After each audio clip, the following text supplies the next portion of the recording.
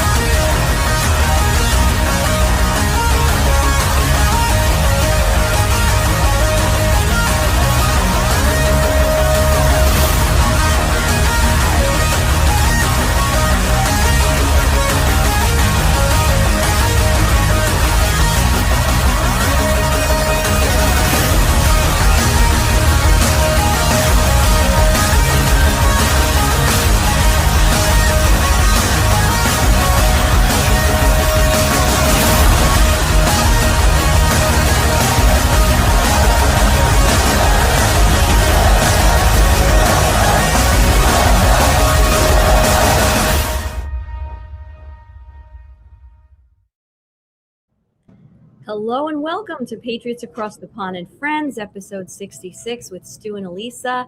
And today we have a very, very special guest. We are welcoming Scott McKay, the Patriots Street Fighter, to the show. How are you, sir? Well, I'm fantastic, but I'll get better. How are you guys doing? Yeah, we're really good. Things are really happening, and it's getting very, very exciting now. Yeah, I think there's something in the air, though. You know, people are just kind of like freaking out. I don't know if you're noticing it. I mean, people are having meltdowns more and more. So I don't know if it's the energy, the Schumann resonance. I don't know what's going on, but it feels like we're on the precipice. Yeah, I was talking to some folks last night, and I was actually doing a show last night and telling my audience, look, get ready because there's a battle coming. There's no doubt there's a battle coming. This is everybody. I mean, many people think that there's going to be this. I know we hear about the EBS and it's going to be kumbaya and his money's going to rain out of the sky and all this crazy stuff. I'm like, I'm sorry, that's just not how it's going to be. It's going to be, it's going to be a bit of a battle. I mean, we're going to win it, but this time we win it all. But it's going to be like Juan O'Savin has said to me for the last 3-4 years. America's going to have a near-death experience. I never got that out of my head.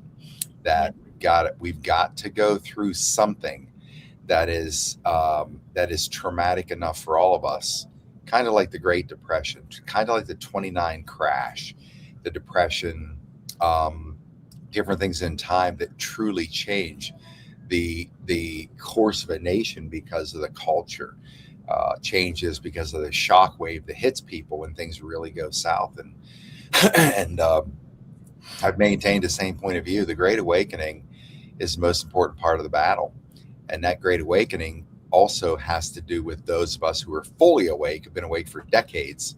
There's a Great Awakening coming to us too, because we have to have such a shift in the human soul that we never, ever let anything happen like this again.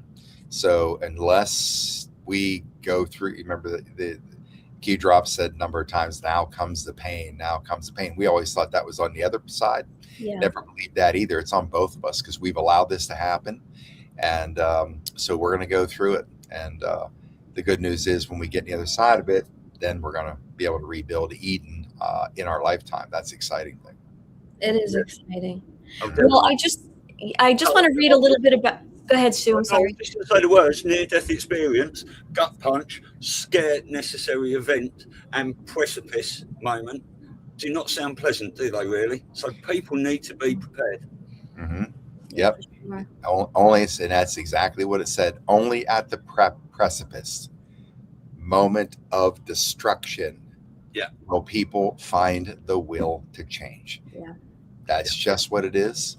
And unfortunately, a lot of the folks out there, always focusing on, hey, XRP and we're going to be billionaires and the SAR is going to reign. I was like, cut the bullshit, folks. Stop this nonsense because that doesn't do anything for human ascension and it's not going to happen that way. It's, things are going to be better than ever the world's ever seen, but it just is not going to be a campfire moment. It's going to be some tough times coming. That's my belief. Yeah, I do believe, in Nassau as well, and if any of these sorts of things, it will happen after all this stuff and the dust has settled and we move into some sort of golden age and stuff. But yeah, if people are still not awake now, whether we're going to have a banking collapse that's got to hit everyone in the pocket, because you've talked about child trafficking, etc., and they're still looking away and watching the football and not going to toss about anything else but themselves, they've got to be hurt or scared or whatever. So is it going to hit them in the pocket? Is it going to be some sort of World War III nuclear event? We don't know. Many options, but yeah. We'll have to see. Well, I want to just let, in a sense, you need no introduction, but I'm going to do it anyway for anybody who is not familiar with Scott. He's a lifelong entrepreneur who has been involved in a number of small startup companies. He spent 2 decades in the wellness industry, launching that career from the national stage in competitive bodybuilding. It was a rewarding career for him, which allowed him, I just got a pop-up on your site, sorry, allowed him to own and operate several high-end private fitness and wellness centers. Scott ventured into the political arena in 1990 and spent 16 years in various political assignments, including grunt worker, campaign manager, campaign consultant, and Los Angeles GOP committee member. After 16 years, he was so disenchanted with the corruption in DC, he gave up his goal of public service and walked away from the world of politics. Scott survived a near fatal, catastrophic, paralyzing, motorcycle crash in 2014, and through perseverance, he fought his way back to complete mobility. On June 16, 2015, when Donald J. Trump came down the escalator and announced he was running for president of the United States, Scott's initial thought was, finally someone that won't get caught up in the corruption in DC. He subsequently made the decision to get back into the fight. And in January 2020, which I'm going to harken back to, he created the Tipping Point on Revolution Radio, a high-octane, full-throttle truth hammer that led to the creation of Patriots Street Fighter live stream channel on YouTube, a highly censored combat machine that takes on YouTube's censoring tyranny head-on.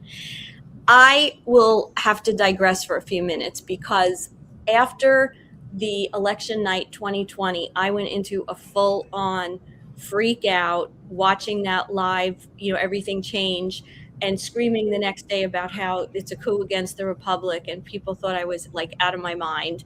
I was like, I had stomach trouble. I was like, it was such a bad time. And when I found your channel, because at that point, a lot of us were on Twitter, we got kicked off, then we went to Parler, then, we went to Telegram, and it was this horrible, exciting time that I wouldn't trade because we came together, in such a great way, but it was painful. And when I found your channel, you brought you brought truth and you educated me, even though I had been awake for, a couple of decades. There was things I didn't know. I never knew about the Organic Act of 1871 and so many other things. But there was such a community that you built at that time. And, I'm a single sole parent. So I had 2 teenage daughters. And when 7 o'clock, when you would go on, I was like, girls, I got to be out of the kitchen by 10 to 7. Don't bother me for the next, hour or two. And I was so religious about watching, but I owe you so much thanks because you were not fear porning in any way. And yet you were inspiring a lot of us to just we're going to get through this, but we have to have our eyes open and we need to, man and woman up to this, what's going on. So for that, I thank you. And I think, a lot of people found a lot of inspiration from the truth, the guests.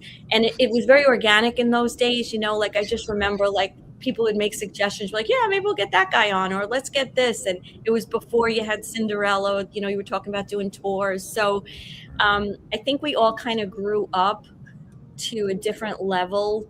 And a lot of the folks at that time, like you, who had the wherewithal and the just the no nonsense strength to get out there. I always wanted to be a podcaster, but I was afraid in those days. I'm a single mom. I got 2 young girls.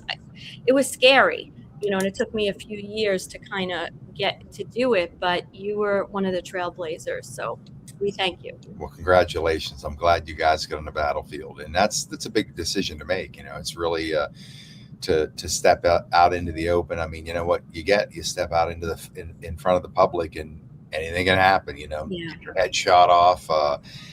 People laugh at your work or make fun of you or whatever. I mean, you think of all those million things that you're going to get caught standing there with no clothes on. Like, right.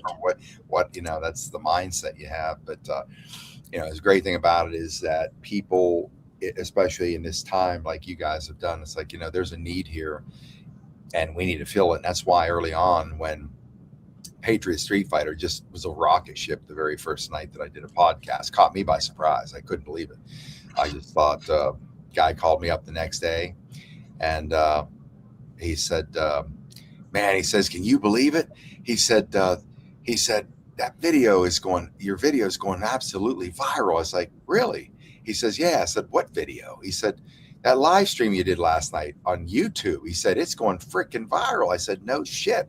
He goes, yeah. He said, Mike Adams is pushing that out everywhere. I said, no shit. He goes, yeah, man. I said, who's Mike Adams? I had no idea. But then, this thing it kind of caught me off guard, because I thought, I've been at this for 30 years. Yeah, there's a lot of things that I've come to know over that period of time, but most of what I shared there, I was the only guy that knew that. I was kind of surprised. Yeah. It went completely vertical. And funny thing was, I got just my emails. I'm just thousands of emails pouring in from everywhere. It was like I was being assaulted. I couldn't believe it. It's like, what on earth? Then one guy got through, some Marine Corps pilot, that caught my attention in an email. It's like, look, man. And he said, here's what I am. I said, Marine Corps pilot. Yeah, I'll talk to him. He said, he says, take a call from this guy. He said, he can help you. I didn't know I needed help with anything, but this guy called, a guy named Ron. After I did a show one night, he said, Scott, I answered a call. He says, thanks for taking my call. I just want to kiss your ass for about 10 minutes. And I'm like, that's the way to start a call with me. Right. And so he just starts to say, look, I watched your first video. He said, and then I binge watch you for the whole weekend. Because I used to upload my radio shows to the channel. That's all I did. I wasn't podcasting, but he just said, he says, you have no idea what's about to happen to you. And I'm like, what are you talking about? He said, your whole world's going to change. I'm like, what? I didn't know what he meant. He said, look, I've been watching YouTube for 15 years. I don't watch TV, haven't watched TV forever. He said, I know everybody on YouTube. And I'm just telling you, he said, I know everybody out there, and you can do what nobody else out there can do. I'm like what? He says, you have so much information in your head, and you do a show and you go off in so many different directions, but somehow you pull everything back at the very end of the show and you make it all tie together and you make it easily understandable. He said, nobody can do that. I'm like, wow, really? He's just flattering the hell out of me. And I was just like, I don't necessarily believe all that, but it's fun to hear it. And he was right. He was right, because since that day, the whole world's changed in my world, because finally people are listening to me. I grabbed a tomahawk and started dropping F-bombs. Prior to that, nobody ever listened to the word I said. Spoke like a diplomat my whole life, a statesman. Never moved the needle until I blew a gasket. Yeah. Like, fuck this bullshit. If these scumbags aren't going to say it, I'm going to say it myself. And man, didn't. And that's what people needed. It's very interesting, because if we look at our president, he's the same way. I mean, he wasn't this smooth talking. I remember those. Everybody remembers the rallies before the 2016 election. Like, I remember, one, and of course I'm from New York, I'm from Queens. So I have like a totally different, like, he was my hero when I was in college. I had a picture of him in my wallet, if you can believe it, as a businessman, because I was in I was going into business, entrepreneur business with my dad and my family.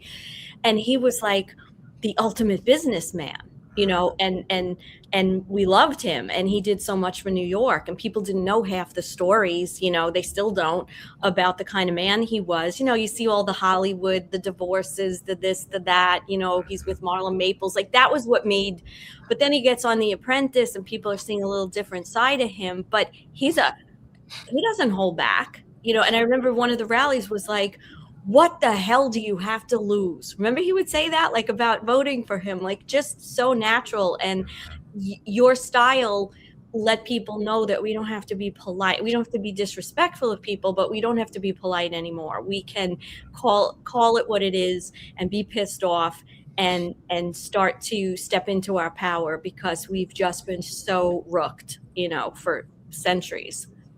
Absolutely. It's hard to believe. I mean, even from my seat, if you look back at where we've come from. I'm 61, and I look at contemporaries. Yeah, we are. I'm the last year of the baby boomer. 64 is the last year. But, you think back to the 70s and 80s, we were growing up as kids, and how society was and how safe it was, and how neighborhoods and communities, we knew each other. We knew the families in town and in the communities and neighborhoods. And, kids were relatively good, and they stepped out of line, things were taken care of. There was just very little crime, to the point where you'd leave your car keys in your car. You would leave your house unlocked at nighttime when you go to bed. And to watch this backslide, this downward trajectory for decades, and over the course of time, just analyzing what went so wrong. Now we know, because we've got a 80,000 foot view of an engineered destruction of the country, and it really boils down to this. Communist Manifesto outlined it very clearly. It said, look, it's very simple. If you divide the family, America will fall from within. Well, what have we seen happen for the last 40 years? Exactly that. Tax policies that make mom have to go to work just to survive. Can't be there to raise the kids. They got to drop them off at a daycare. And it just goes on and on and on. And a continuous increase in property taxes and school taxes. They just build a machine to do exactly that, create nothing but strife, and cause just tumultuous living in families. And here we are today. And it's not just the money, Scott. It's because, growing up in the 70s, we were, as little girls, we were brainwashed. Like, why would you want to raise kids? Why would you want to stay home? Like, the expression was to wipe some little snot noses, nose. Like, we were indoctrinated, even though most of our moms stayed home and took care of us, and you could walk home through any neighborhood. Moms were on the porch, or, you had to be careful, because if your mom didn't see you, someone else's would, and then you'd get in trouble. And they made you think like that it was so awful to do what I found later in life, right? Because I bought into a lot of the career nonsense. Not that there's anything wrong with having a career and having talents, but it doesn't negate the importance also of being a parent and being a mom and the structure of the family. And I had my kids very late, and I was like, what the hell was I thinking? This is like the greatest thing I'm having so much fun. This is like amazing. So, it wasn't just the money. It was the brainwashing of how insignificant, unimportant, and how stupid you are if you want to just be a mom, and they did a number on us. And my girls are 19 and 22. And sometimes I'll make comments to them, about the feminist movement. And they're like, Mom, how could you say that? And I'm like, trust me, you'll see as you get older that a lot of this stuff was engineered, and there's nothing wrong with wanting a career and wanting to be independent. Two independent people coming together makes a wonderful relationship. But when you start getting out into the world, you realize that it's not that great to have to pick one thing or the other, and that to have to worry about, who's going to take care of your kids. Like, I see these women, no offense, they work all these hours, and then the money goes to pay a daycare or a babysitter. I'm like, and gas. I don't know. Absurd. It's absurd. It's totally absurd. The people can't see it. You're right. They're going to work to pay a babysitter, to pay daycare center. They go to work for that reason. Whatever. So anyway, we digressed a little bit, but it's true about the neighborhoods. I know, growing up in New York, in Queens, that aspect of what you said about the family. I mean, all right, the computer and technology changed a lot of that too, but we were always outside on bikes, the street light, you've got to get home, or your mother wasn't even worried. You could have got like abducted. She was just pissed off that like she's waiting to serve you dinner and you're late. Yeah. It was just it was a different time. And I said to Stu, and I was saying on one of my other shows, sometimes, like lately, I've been watching some old movies and shows like Columbo and, some of these 1970s, like old Jack Lemmon movies. And it's like, holy shit. It was so like, there was such a warmth and a difference, not to mention that everyone had a gun in their nightstand, right? That was another thing. They vilified guns like through the years, right? So I would definitely suggest going back and watching some of those things. Even the food, like Columbo walks around for breakfast with a hard-boiled egg, like, right? They've totally vilified the egg over the last 3 decades. So it's true, it's nostalgic that, and we didn't know at the time we were being brainwashed, though. That's the negative part of it. No, we didn't know then, did we? I just want to say as well, I grew up in a little sort of seaside town. I don't know how many people's there, but maybe 10,000, something like that. We had one policeman. And if you were all messing about and he turned up, everyone legged it. Now, if the police turn up, everyone's jumping on the cars, fighting the police, throwing rocks at them. It's just... It's unbelievable to me. It's absolutely unbelievable. Yeah. There was something to be said when we were kids, and our town cop Jake, if you had the rough guy who was misbehaving, just drag him in the cornfield, teach him a lesson, throw him in the car, drop him off at his house, and it ended right there. Yeah. Bullshit stop. Take care of business. Schoolyard, right? Take care of business. Yeah. And you see, I just watched, and again, I try not to be too raw on this, but I just was on my motorcycle out here the other day on Lakeshore Drive, and I see, mom and dad and kids, whatever, and everybody's all helmeted up. And I'm just thinking, how did we survive? We used to be on 10 speeds doing like 45 miles an hour downhill, going to the community swimming pool, coming around corners, like leaning into it. And you just didn't have accidents, crash, and I thought about that. I thought, what they've done? They've engineered fear into even that, everything. And when you're afraid, when you have an element of fear, when you're doing something that could get you injured, that's when you get injured. Yeah. When you're not thinking about it, when you have no fear, the field works with you. The quantum field works with you.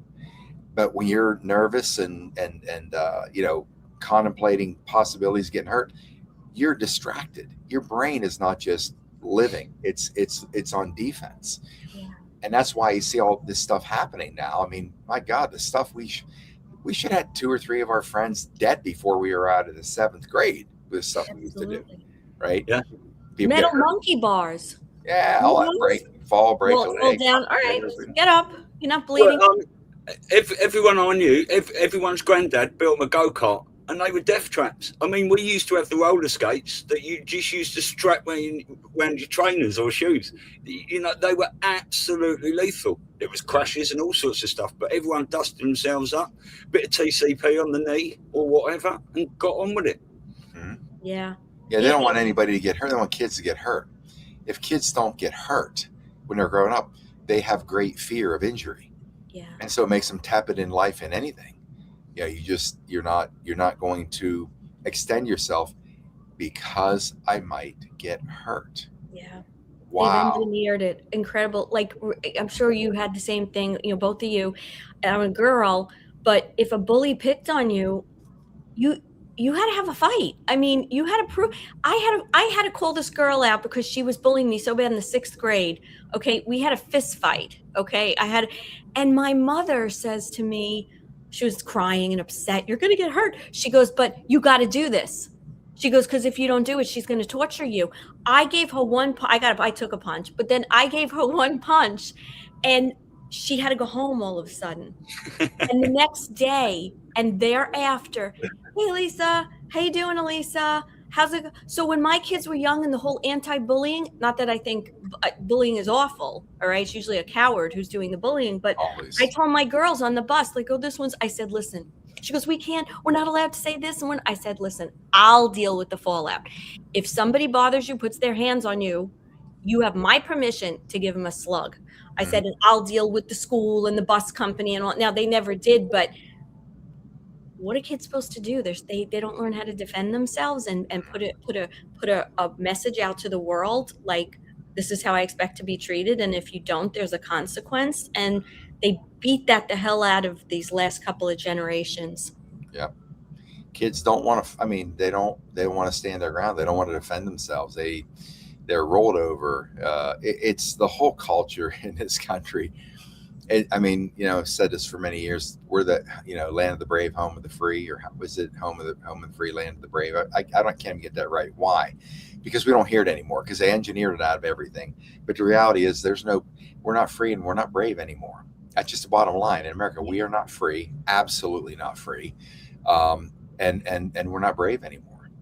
Yeah, People just take a sitting down. And that's the sad thing, is because they built this machine that now includes courts and law enforcement, and you go through it, all working against us.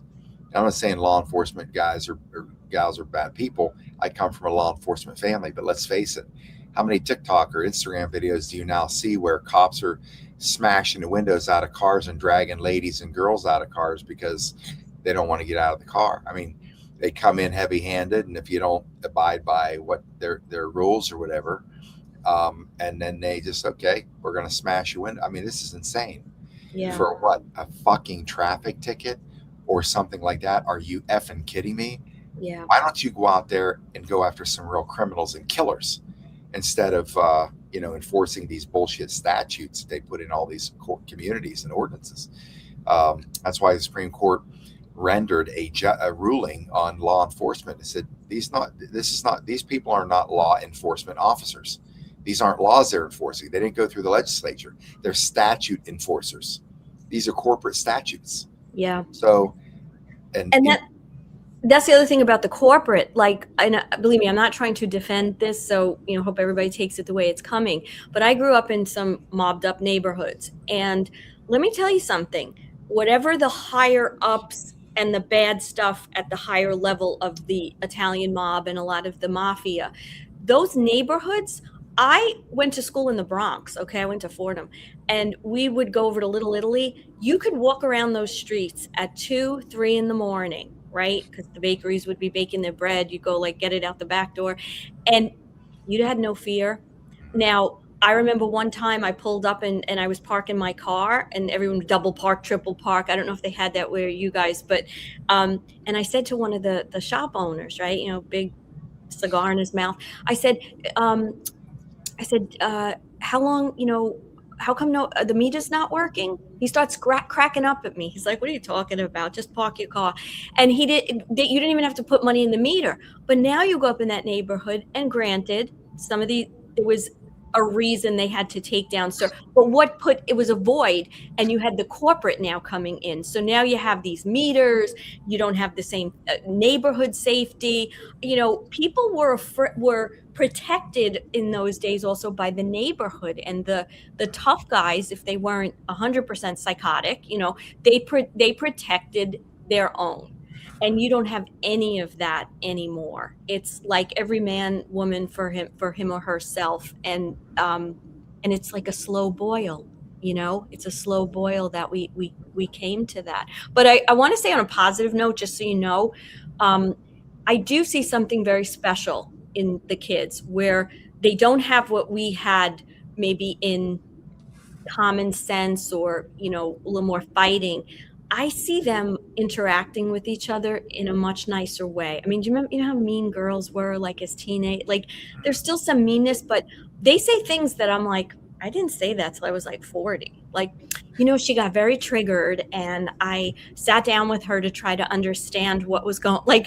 In that sense, I think the younger generation has a little more tolerance. I think they are a little more understanding of one another. I think they're at maybe a little bit of a higher vibration. And I think if we could bring some of the common sense stuff back into, we'll finally be at a place where we're operating maybe at a higher level over the, maybe the next few decades.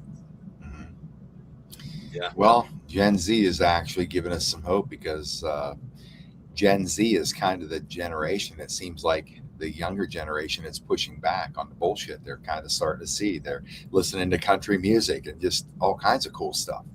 But, they're figuring it out. I mean, look how many of these young kids love Donald Trump. The first time around in 2015, you had all the lobotomized college age kids that, again, massive opposition to Trump because they're bobbleheads. They don't know anything about anything, and you feed them whatever you want them to believe, and they believe it, and then they just follow the crowd. And crowds paid to influence the protest. But the younger generation, they kind of look at the playing field a little differently. They see the massive opposition against Donald Trump for all these years. They were little when it was happening. Now they're growing into teenage years. They're like, why is this? What is it with these people that just they cannot stop? They're making the most ruthless assault on one man now for 10 going on 11 straight years. They just like, what is it, right? And they start contemplating, thinking about it. What has he done that's so bad? And they can't name anything. And they realize, these people are full of shit, which they all are. They're all full of shit. I don't care what level the political class is, local, state, federal. They're all full of shit. I mean, I can't believe I worked, half of an adult life working my way to be in, the United States Senate. But people say to me all the time, Scott, man, with your reach today and your name recognition, you should run for the Senate in Texas. I'm like, yeah, that'll never happen. You can put a bullet in my head and drag me to Washington, D.C. inside the Beltway. Like Lazarus, I'm going to wake up, I'm going to get up, and I'm going to walk home. I want nothing to do with that world on any level, because even when we get on the other side of this, you still have these rancid scumbags that just want to be in a political position because it's an easy street for them. There's no real accountability. There's no real work to do. They're in a club, and they get to dine in Georgetown on a government credit card, your taxpayer money, and while they're banging somebody else's wife, all that bullshit that goes on in DC. And that's the whole culture. It's just a rancid, disgusting sewer. I couldn't imagine even want to be in that world. Everybody's stabbing each other in the back. And nothing worse. Do you think it's that bad anymore? Like, we've seen, so my kids were like in elementary school during the first election, when Donald Trump first got elected, and we were sitting there all together rooting for him, right? They went to high school. Okay. And I would have not really had insight into this if not for COVID, where they was, sitting at home and I'm hearing teachers. I'm like, what the fuck are they learning? And all of a sudden, by the next election, they were Trump haters. Okay. Because it wasn't just a little comment here or there. It was a bombardment, right? So they're at college age, now we don't get into it, but I will say the thing we can discuss where they'll perk up because otherwise they think I'm crazy, like screaming about the traffic lights and fuck them, I'm not paying this ticket and all this stuff, and they think I'm nuts. But when we talk about the children, because these young kids are so much smarter about things like pedophilia, and we used to say, oh, that guy's weird. No, they say what it is. He's a pedophile, he's disgusting, and I think that maybe that's where, like, we can't necessarily with some of the young people start with head-on politics. It's like, what's the thing that they can maybe see and get into it more, because that has a real positive, you can do something positive about that. You know what I'm saying? You can get involved in some way. You're not going to be running into tunnels, but you can have awareness, build awareness. And I think maybe that might be the area, because they're very cynical, and you can't blame them. They see everything, right? They see more than we ever saw because of the internet. But I think kids, I think they have an insight into what's really going on and how prevalent a lot of this sickness is. Yeah, just talking about the kids, on top of that is the fact that what Scott was saying, the fact that they have grown up through this era of Donald Trump, through this, mass of media lies. They're waking up to the fact that, a lot of us can see it, a lot of people still can't, but the kids have lived through that. And our freedom of speech has been eradicated out of us pretty much over like a 30-40 year period, and then when Trump came down the escalator and started going, you are fake news and stuff, it is almost giving the power back to the people. When he said in 2017 we're giving power back to you, the people, and people are finding courage from what Trump says, and it is escalating out and rippling out, and you can see it is taking a very, very long time, but it's coming, isn't it? Yeah, look, they're going to have to remove about 3 million people on this earth from the planet to get this thing cleaned up, because this thing is so massive, and people just, like, the impatience they have, that baffles me. Like, really? I mean, it's taken 1,000 years to get here. They've kept chiseling away and reframing history and recreating a history that never existed. All this bullshit and weaved it into our minds. So we have to unlearn everything we've learned and then relearn or learn the things that we should have learned from the beginning on everything from history to, who really won World War II? What was the Revolutionary War really about? Did we really win that? What were the operations? I mean, these guys are sophisticated. They've been doing this shit for 1,400 years, and they want to infiltrate a society and change its culture by changing its philosophy with all the incursion of everything they bring into a country to try to shift its mindset. Look here in Texas, in Michigan, but in Texas, there's more Muslim attacks on churches and things in Texas than anywhere in the country. Texas, all places. You got this epic city north of Dallas, $12 billion, 400-acre development with mosques and houses only for Muslims, and they want Sharia law, all this bullshit. How is this even possible? Right. How is the city council allowing this to happen? How is it the judge just ruled that it can move forward? Look, this is our country. These people are coming from these third world hellholes. And look at every country where it's Muslim dominated. Look at the countries. They're shitholes. There's poverty. It's unbelievable. Now, Turkey's a different example.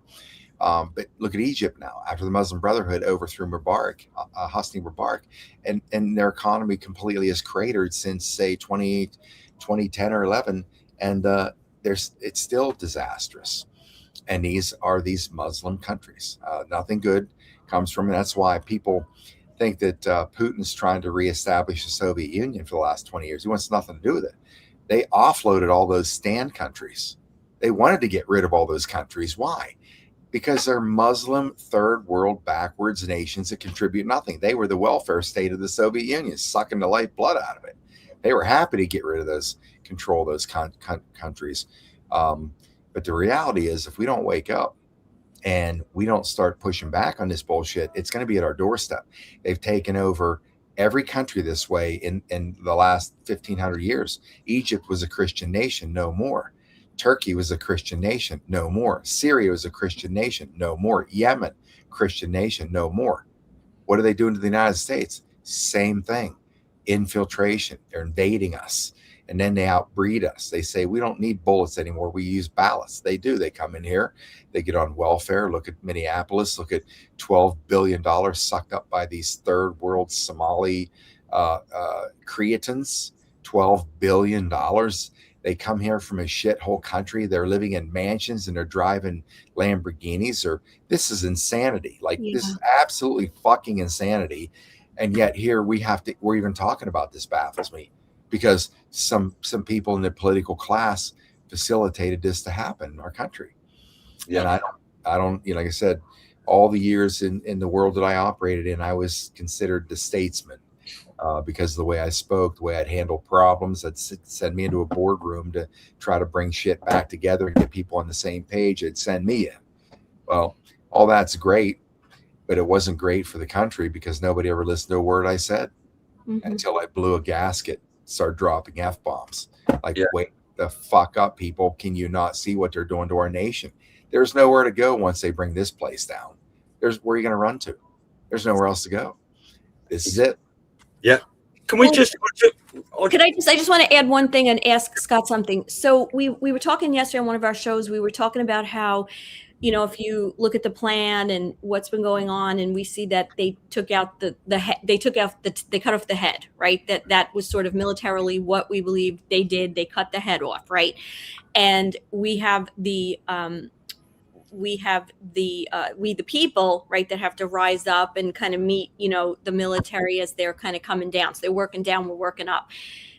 But if they cut this off, and we're still talking about a lot of this nonsense that's going on, do you believe it's just the minions, when you get rid of the leadership in something, everybody's running wild, they're doing, because I find it hard to believe that if the military has done so much, and by the way, it drives me crazy too with this, when is it going to happen?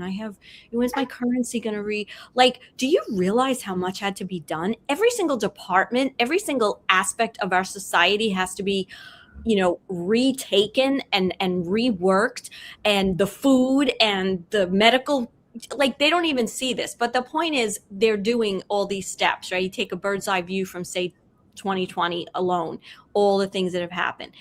Do you think that it's just a matter of time because it's being addressed and going to be destroyed? Or do you think they're still somehow in control?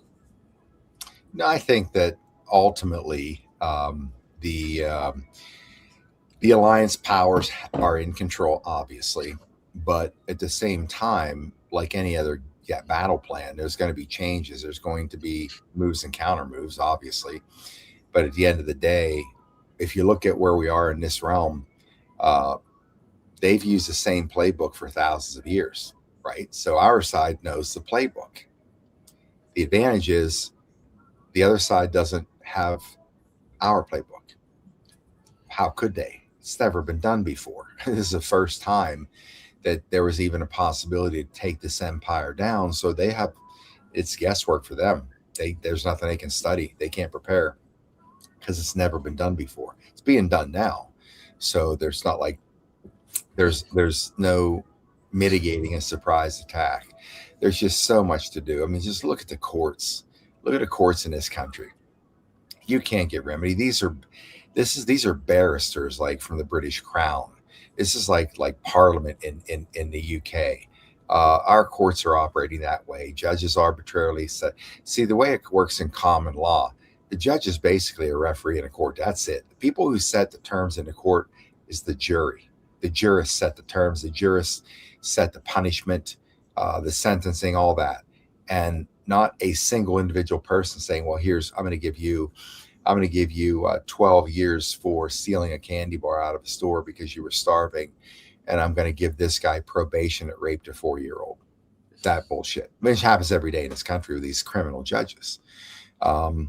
So we're so far away from common law, which is what this country was founded on. Right? The Magna Carta was back back in 1200, where men's individual rights superseded everything else. I mean, but look, it's the bullshit machine. They just engineered us. I've taken issue with every institution, especially the ones that are failing, which is the church, right? Look, I'm born again Christian since I was 14, studied the Bible, read it 300 days a year for 20 years.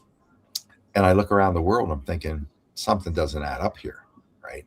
The way they even engineered us to be docile in the Bible. If you're struck, turn the other cheek, offer that up too. I'm like, well, that's bullshit. Christ didn't do that. He beat some asses in a temple, threw them out physically, and busted their tables, and then looked at everybody around him and said, "Look at them. Don't listen to them. That's the synagogue of Satan." Yeah, they claim to be Jews. They're not Jews. That's a badass. He's taken on the most powerful, dangerous, ruthless force at that time, and that's a religious order. And he said, "What? F off," right? He called them out for what they were. That's not a sheep. And the churches, the whole idea of tithing. I know I'm really kicking up some dust here, but again, it's a business, right? Period. Plain and simple. It's a freaking business. The churches in this country have proven it. Well, number one, why does God needs 10% of what? God created everything. Give him 10%. Give him 10% of his shit. Like, it's already his, right? What are you talking about? You're not giving it to God. You're giving it to the freaking pastor. You're giving it to the guy who's in business, who's making a living. But the 10%, I'll tell you, once the United Methodist Church supported Bill Clinton's veto of the partial birth abortion ban, they vetoed it. And the United Methodist Church nationally supported that decision to allow them, let's deliver a baby till it's the only thing left in the birth canal is its head, then let's just suck its brains out and collapse its skull. And the United Methodist Church supported that decision. That's okay. So I've never given them a penny for 40 years now. Told my mother in church, if I'd go on Christmas, I ain't giving them shit. Don't pass that plate to me. You want me to put something in there, give me $1, I'll put yours in. I'll never put mine in. Now, that type of insane, how I give? I don't need to give to a church. I'm going to give to the homeless. I don't even take it to Goodwill. That's another crime scene. Oh God, it's all about thrifting. We're taking our clothing to help the underprivileged. This bastard's selling all the shit you're giving him for free, and he's selling it, become a billionaire. Yep. All of this bullshit, all Yeah. of it, all of it. I go down to where the soup kitchens are with bags of clothes. I've been doing it for years, and I hand the stuff right to where it's needed, right to the people right there. And when I give money, I give money to people that need. I get a lot of money away, and I give it to people that need it, not to a church because somebody convinced me you're supposed to give 10%. I don't know. Christ, I always say, if I'm wrong, Christ shows up, believe me, I'm going to get an ass beating, and I'll willingly take it because I just want to be right. I don't know where I am right. I don't know where I'm wrong. I'll find out, but I'm willing to take the ass beating. But I'll say that doesn't make sense because all the people that I see that are getting 10% of these massive congregations, what are they doing with that money? Yeah. Building mansions, Joe Osteen, driving Ferraris, Lamborghinis, private jets. Are you kidding me? Or banging prostitutes like Jimmy Swaggart and Jim Baker and what the hell's his name? Falwell or whatever. Yeah, these big TV man bawling their eyes out. I was with a whore, just $5. Send it. I'm like, what on earth?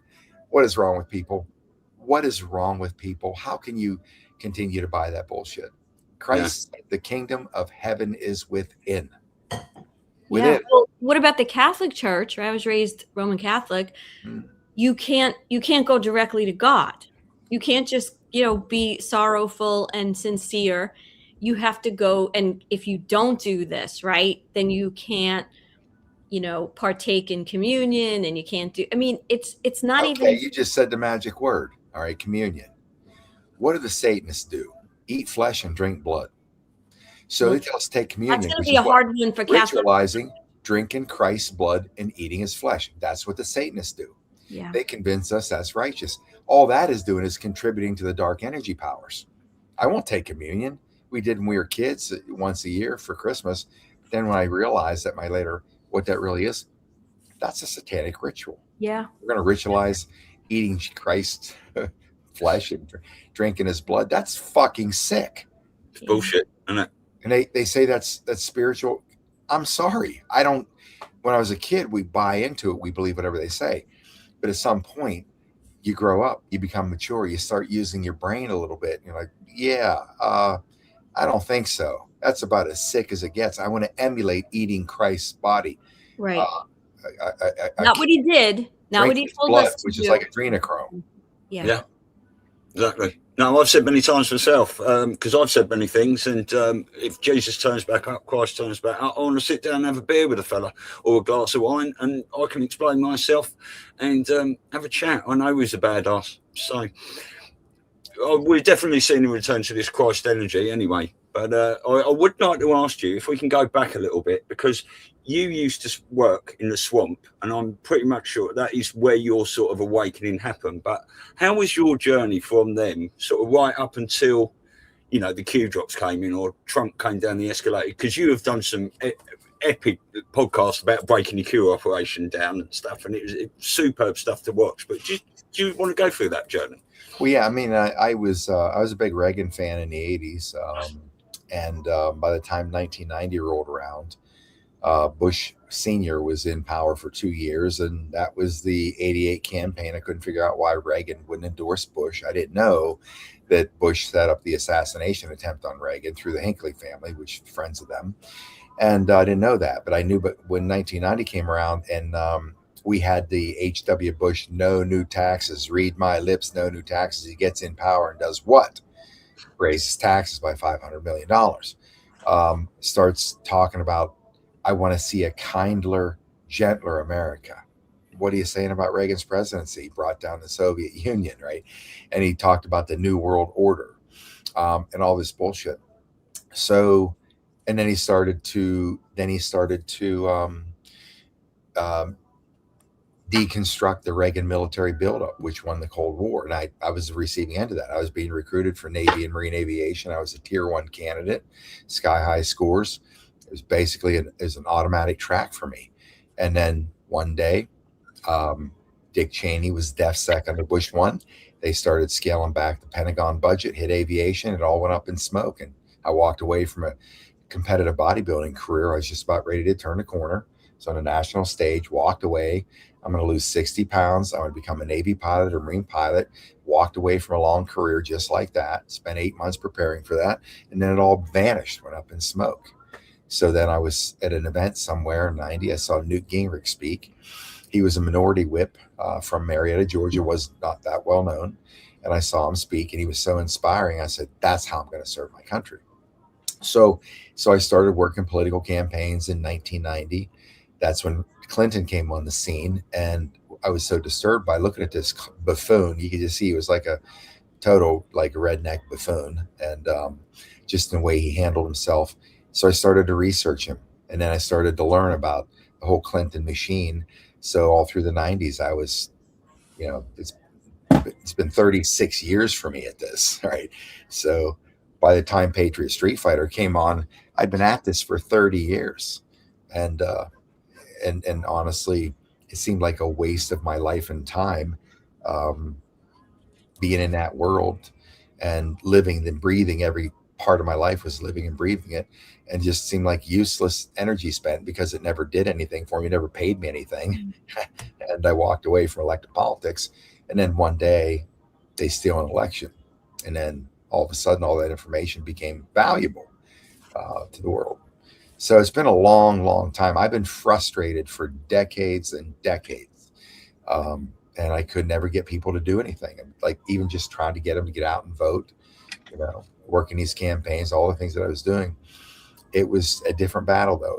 I thought there was a political solution, but it took me until 2020, it took me until 2015 when Trump announced, and I saw Moses part the sea when Trump came down the escalator and went on attack. I'm like, oh my God, there he is. I never saw him coming. Like, holy shit, there's Moses right there. Nobody believed me. I went to Facebook for the next 18 months. I got my ass kicked on Facebook by all my Republican friends, mind you. Yeah. They could say whatever they want. They would just get 12 paragraphs demolishing their theory, because I could go on for hours and say, this is why this is happening. Trump wins, hands down, period. And this is what's going to happen. And I even said this in 2015, when this guy's done, they're going to carve his skull into Mount Rushmore. We know he's headed for that. But I saw that it was just, they say the balls he had to do what he did out of the gate, looked right into cameras, said, see them, they're fake news. I nearly passed out. I couldn't believe, and they said it again. It's like, holy shit, he really said that. Because in politics, you better know that you never, never, never, ever pick a fight with anybody who pours ink by the barrel. That's the media. They'll destroy you. They can program people to believe whatever they want. He called them right out. They're fake news. I just like, holy shit, it's on. And then that's, of course, when I watched them bludgeon him for 4 years and everything they did for 4 years. And then it was finally in 2019 when they unleashed the Antifa BLM. They were burning the cities down in the country, murdering people, getting away with it. Politicians were facilitating it. And that's just when I woke up on a Sunday morning, blew a gasket out of nowhere, woke up, thought about something, and just said, that's it. And quite frankly, in my mind, I'm like, if these criminal motherfuckers are not going to do what's not necessary, I'm going to do it myself. I'm going to start a radio show, and it's going to be a strafing run from an AC-130 gunship with my mouth, because I'm going to say everything that has to be said. And that's how it started from the first day, telling the world that George H.W. Bush was a child murdering, rapist, pedophile leader of the Fourth Reich, Nazi drug runner for the CIA, and it's blowing people's like, what? Is this guy insane?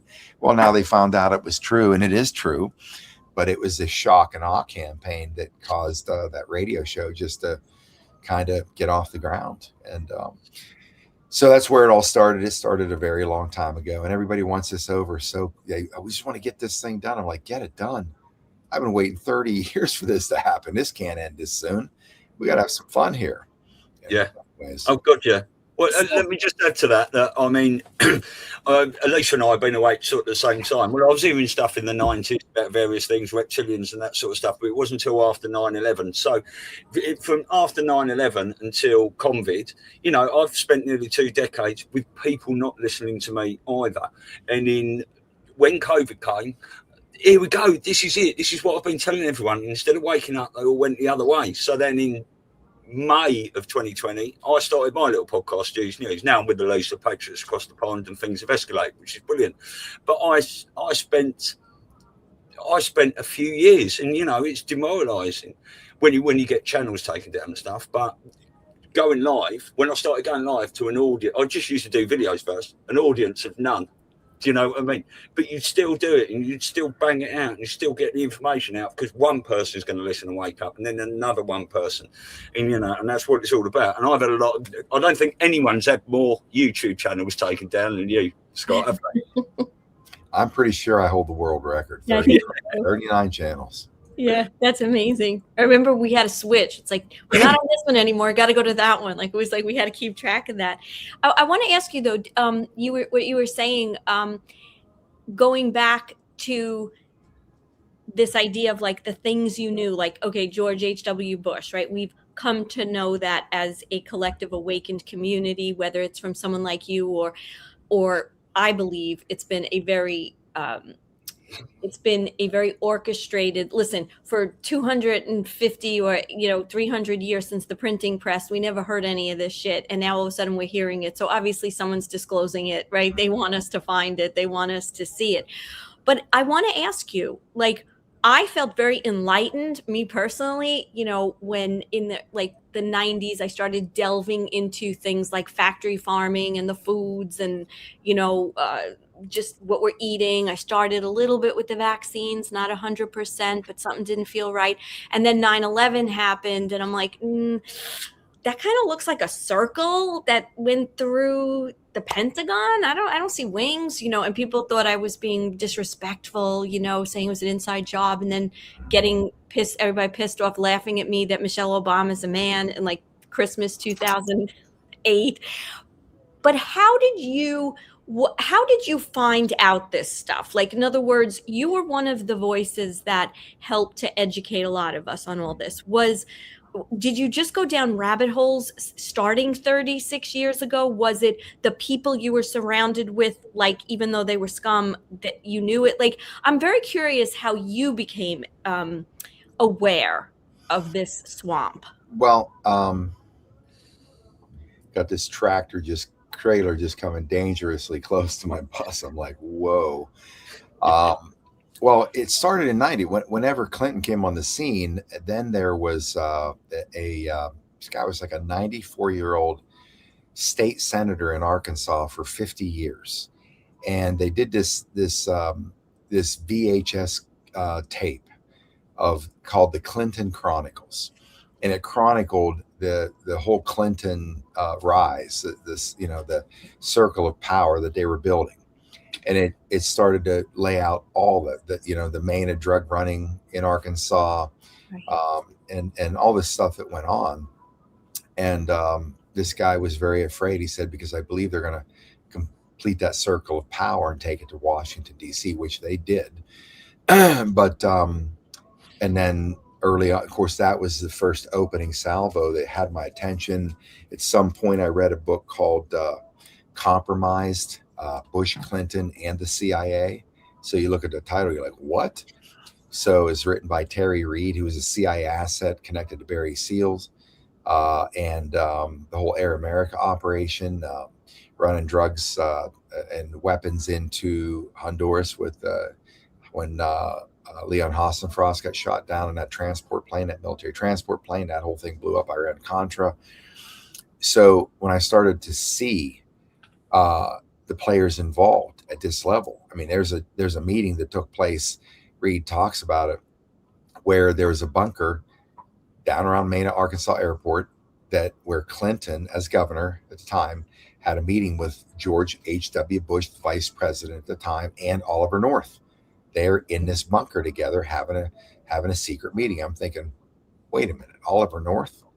Like, where does he really fit in all this? Is he a good guy, bad guy? I don't really know yet to this day. Mm-hmm. But one of the things that in their conversation, what Bush said to Clinton, and it asked us, what the hell do you care? You'll get to run for president. That's what you want. Say, well, they obviously had a relationship back then. And Bush was Clinton's CIA handler. Bush was tapping out of the presidency, losing it, likely on purpose to bring Clinton to power so he could work behind the scenes, getting his puppet to do the work that he wanted him to do.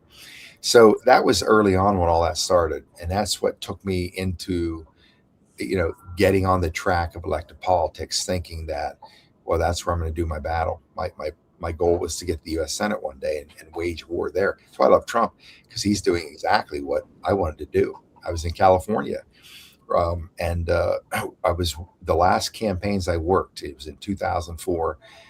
For the second time, I worked a W. Bush campaign. I was a precinct captain in L.A. On the Central Committee. I was managing Mark Eisler's state assembly race at the same time. And it was at that time where somebody approached me, wealthy business guy. I was campaigning for my candidate, and he came up to me and said, you're a much better candidate than the candidate that you're campaigning for. You know that, right? And I just smiled. I said, yeah, I hear that a lot. And he said, Scott, people trust you. He said, I've watched you. He said, you can stand in front of any amount of people forever, no notes, no cue cards, and talk endlessly on any subject. He said, and the big thing is that people trust you. It's like, wow, that's flattering. He said, if you'd be willing to move from Encino to Glendale, I think you can take that congressional seat. And he said, I could raise $10 million, no problem. It was very flattering too. And that's when I said, this is 2004.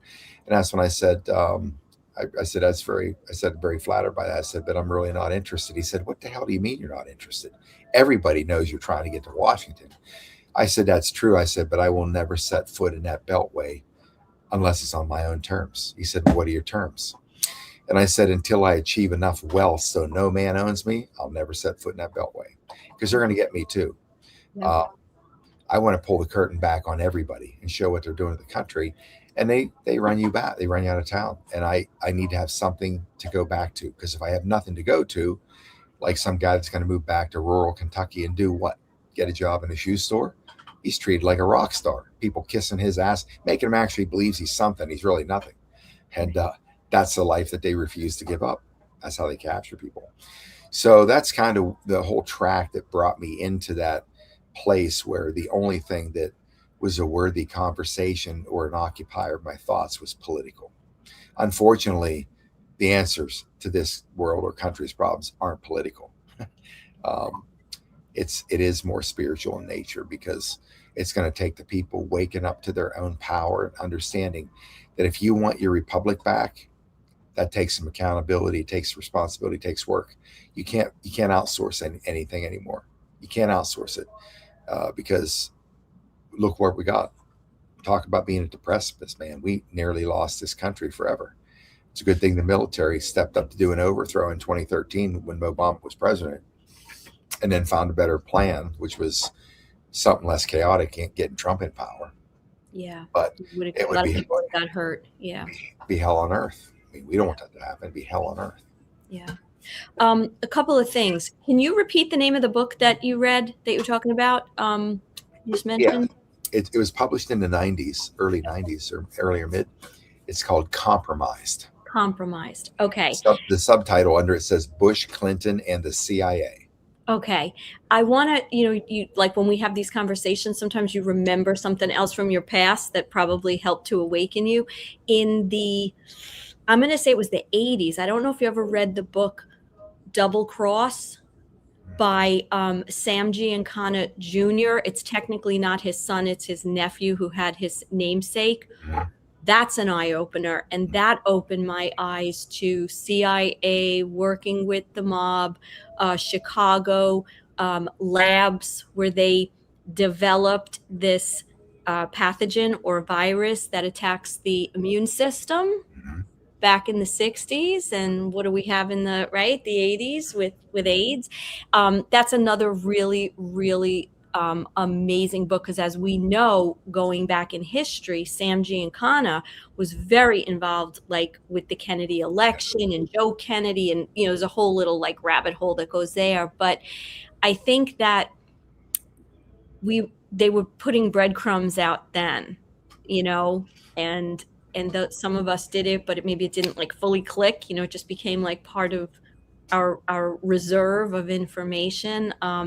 So thank goodness you did not go into politics, and you had the wherewithal to realize what really needed to be done. And I was so angry at my parents after I graduated college because I wanted to go into the film business. I was a communications film major, and they wouldn't support me. And I, whatever, it was Italian family. We didn't want you going that far, all this nonsense. But I thank my lucky stars, because at 22, 23 years old in the 80s, who the hell knows, right? Like God was changing our trajectory to be where we are today, to, not, unfortunately, not have to be around, because it's true. They get you, right? They get all these people.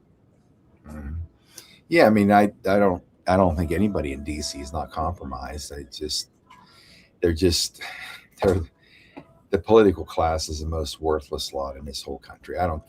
Local, state, doesn't matter to me. They are the scumbags of society. They are the leeches. They are the welfare state. You can try to find nice things to say about them. I can't, because I've watched what has happened to this country for 4 decades. These bastards get in power. Their lives always get better, and Americans continue on a steady glide path down into the ground. So they come up with all these ideas and idealistic campaign. It's just like at some point in time, I'm sitting in Jersey, Pompano Lakes Diner, and Pompano Diner, and looking at the TV. My team was with me. We were on tour. Here comes a commercial. It's a Republican, Italian guy, 60s, good-looking Italian dude, silver hair, pretty wife, couple kids walking down the sidewalk, a dog, and the same bullshit. Lower your taxes. And he just goes through the same bullshit tag campaign lines we've heard for decades. Has any of this shit ever happened? No. Mm-mm. Look at the Republicans. The Republican Revolution at Newt Gingrich took 20 years to engineer.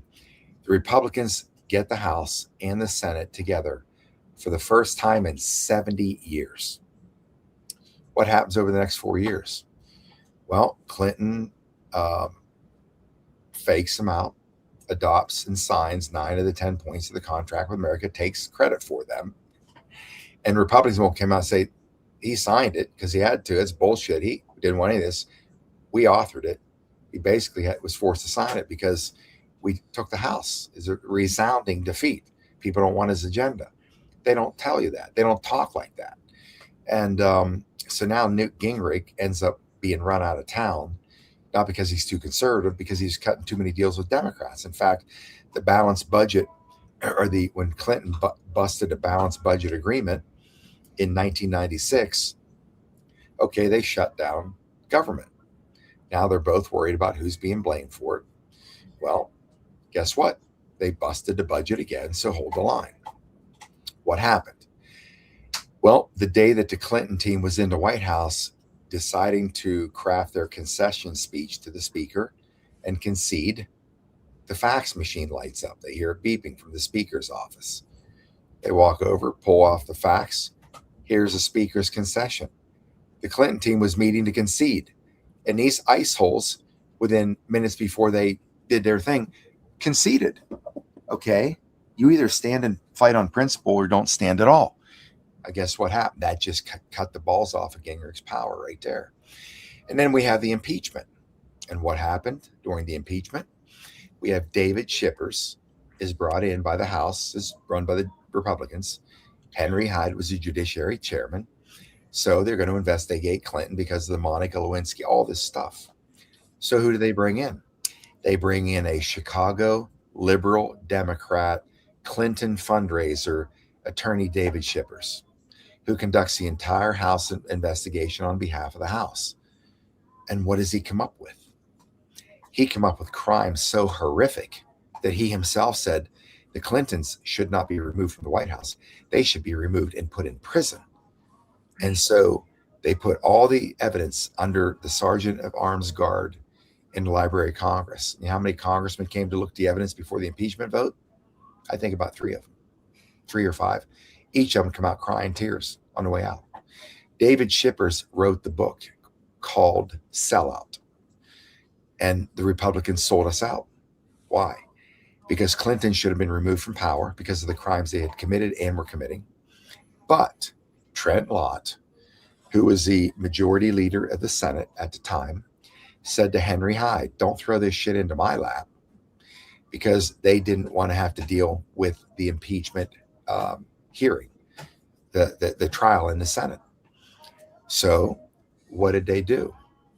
The Republicans narrowed down all the crimes to one thing: a sperm-stained Lewinsky blue dress. That's the only thing you can present. What? Well, why? Well, the reason why is the Republicans didn't want Clinton out of power. Right. They wanted him in power because that means come 2000, they're not running against a sitting president. Right? Yeah. Gore would have been a sitting president. It's very difficult to unseat a sitting president. Right. So, for their own posterity, fuck the Constitution, the American people, we are engineering this for our benefit, our party, not the Constitution, not the American people. And this is David Shippers wrote that book. Read it.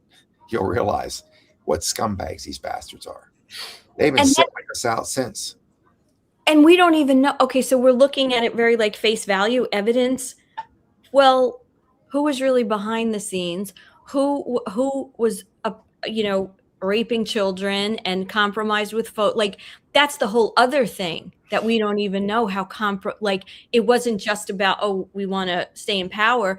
It's so deep and so disgusting, the things that were really holding them to their concession. Okay, I buy it that they want to stay, but let's be real. We know that probably, what would you say, 98% of everybody that's in Congress has done some pretty disgusting things to children. I don't know if it would be that high. It's possible. Maybe not, but let's face it. Maybe not children, but certainly some sort of corruption. They've got them on something, because they all fall in line. I think that's why J.C. Watts, who was a black conservative congressman from Oklahoma, was a star college football player. Great. You want a black presidential candidate. He was a guy. He up and resigns one year. Retires. Like, what? I'm thinking, what did they have on him? Right. Or did he refuse to take the blood oath? Who knows? But or what were they going to do to him? Very right? Mysterious. Yeah, very mysterious. You know what? Again, I was not always very political, but I remember when Obama was running for president, and I read somewhere, this was one of my like, oh wow, how the outgoing vice president is supposed to vet the incoming president, and it was Cheney, and then you find out that like this is Republican versus Democrat, and we knew all this, they knew all the stuff about and probably helped to get Obama there. Like that's when my wheels started turning. The other thing that turned my wheels on Long Island, it's traditionally everybody that is at the top of the political structure for many, many years was Republican. How come we always have a Democrat representative from these districts? Like it's these little things that make you go, to then start saying, okay, I'm so busy working. We're so busy putting food on the table. That you don't look at the most obvious of the things that are happening. And that's where people have just completely surrendered their common sense and their discernment in this country. Yeah. That's what it is. They put their common sense in a drawer. They just don't think anything through anymore. The human being is taught now in the education world to regurgitate shit. That's it. Just regurgitate what we tell you. Just like a doctor. Here's if you see these symptoms, here's your iPad, put these symptoms in, there's a drug to give them. That's what it is. Everything puts the human brain on autopilot. So there is no discernment. It's just, it's reactionary. But once again, it's part of the machine they built. Make compliant sheep. Yeah. Well, thank goodness for Convid, because that was an opportunity where people small though it may be, started to truly rebel and say, I don't need a doctor, I don't need a hospital.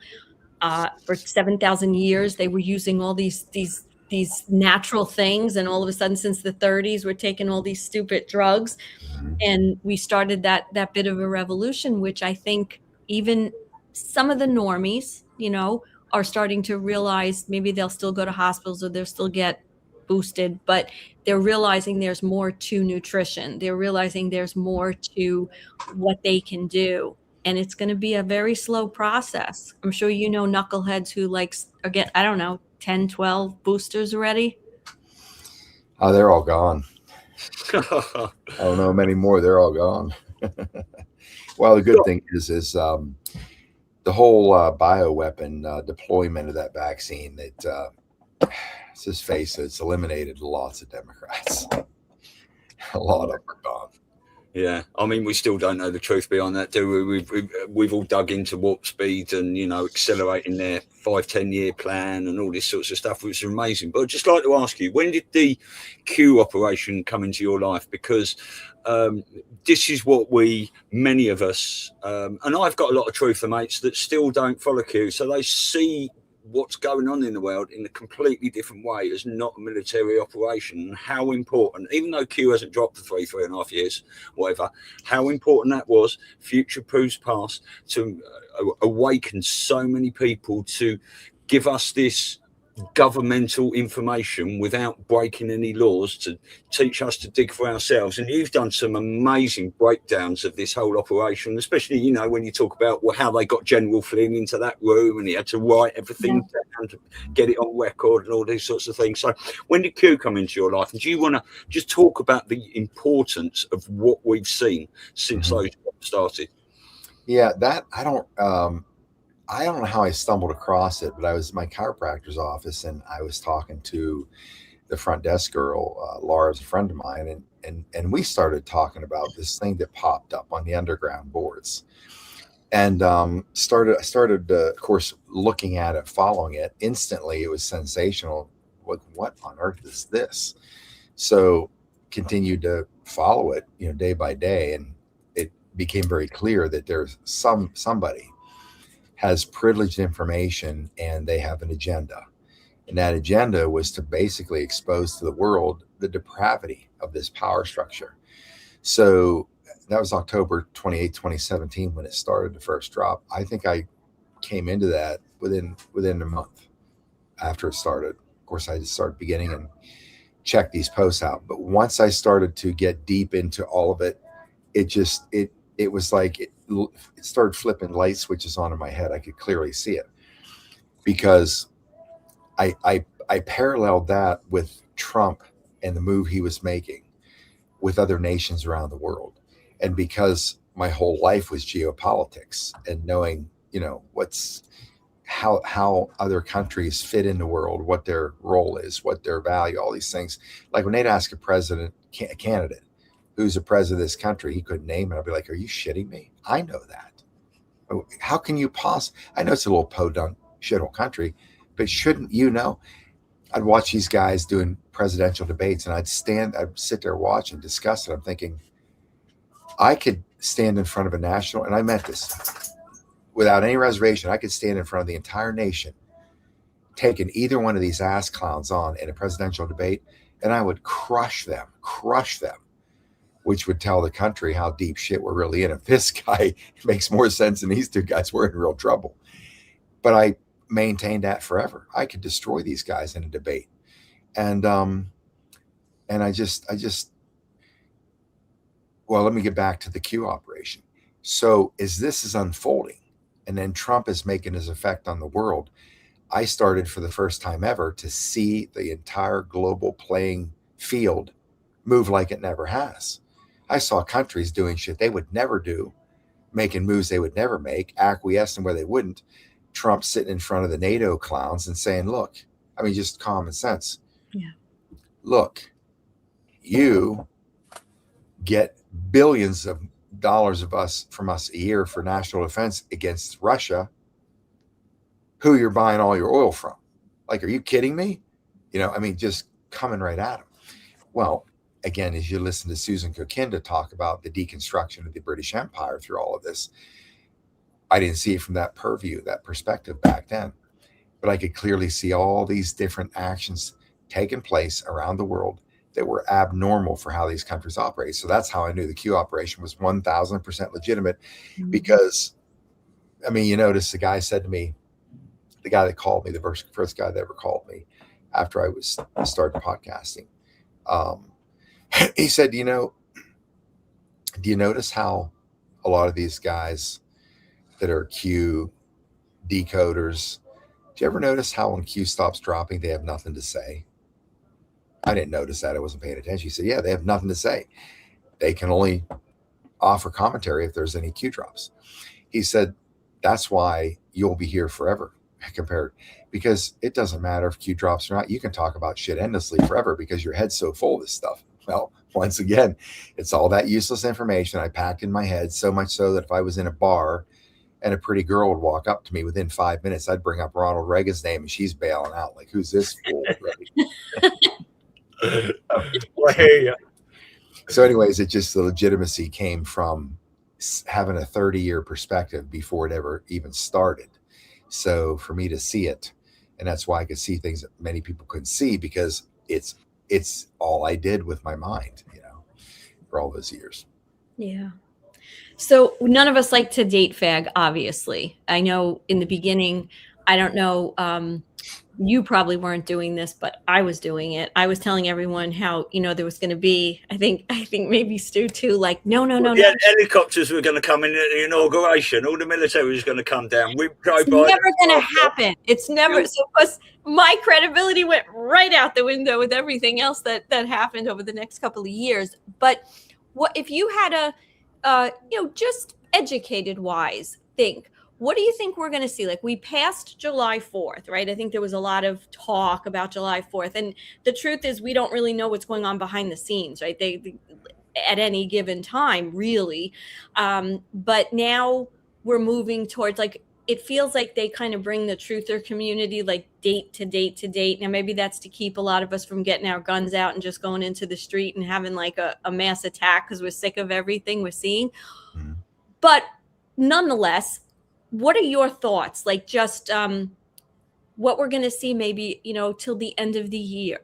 Any ideas about where you think, things are going to move? Or, well, especially in the run up until the midterms, and is it going to happen? Is it going to happen? And what are we going to see beforehand? Yeah, I don't believe the midterms happen. It's pointless. I mean, first of all, you got to purge the voter rolls, period. You got to purge them, start over.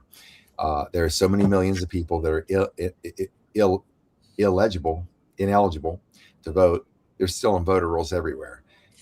Second thing is, we got the electronic machines still hooked up to the internet. Mm-hmm. Why would we have an election through all this? And not only that, proof of ID, having identification is still not enough, because you have millions of people come across the southern border, and states will give them driver's licenses with they're completely illegal and criminal. They'll give them driver's license, so they walk up the same driver's license to vote. That doesn't work because they're still not a citizen. Trump's right. You got to show birthright. You got to show citizenship. And if you can't, then we can't have an election. I don't know. I don't believe there will be an election. I believe there will be a national security declaration, and they're going to postpone the elections. I think it's why Trump recently came out and talked about the evidence that they now have on the 2020. I think they're slow rolling it out. So it looks like it's a slow moving political shift in the wind versus some abrupt takeover. Yeah. It's an abrupt takeover, the people flip out, right? They just flip out.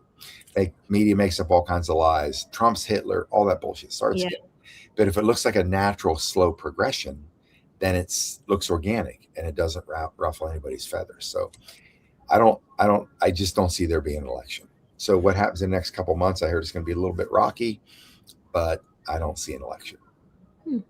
Well, there's a lot of talk about Trump is going to declare a national emergency of some kind. Now, he came out and did that 27-minute speech about election integrity and the evidence they have.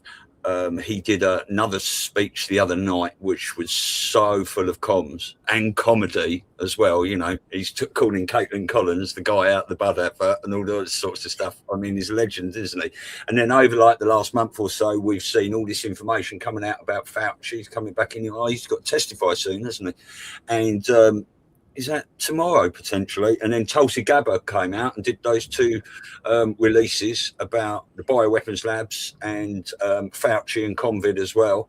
So things are really, really coming into the public abnormosphere now, as we like to call them. So we can really see things, you know, stuff we've been talking about behind the scenes is now coming into the TV area, you know, for these people have been looking the other way all the time. So yeah, it's so hard. Like I just had, when you were saying that, Stu, I just had this flashback when I was going through my divorce, and I met with this attorney who was very sweet. Like, she's a very nice lady, very educated, kind of no nonsense, but very, you know, she was married for like 35 years. So she obviously, you know, had a, and I look over in the corner in her office, and she got one of those glass cases, and I'm looking, and she goes, "Oh yeah, that's my Ruth Bader Ginsburg tribute over there. She's like, you know, one of my idols." And I remember in that moment, I'm thinking,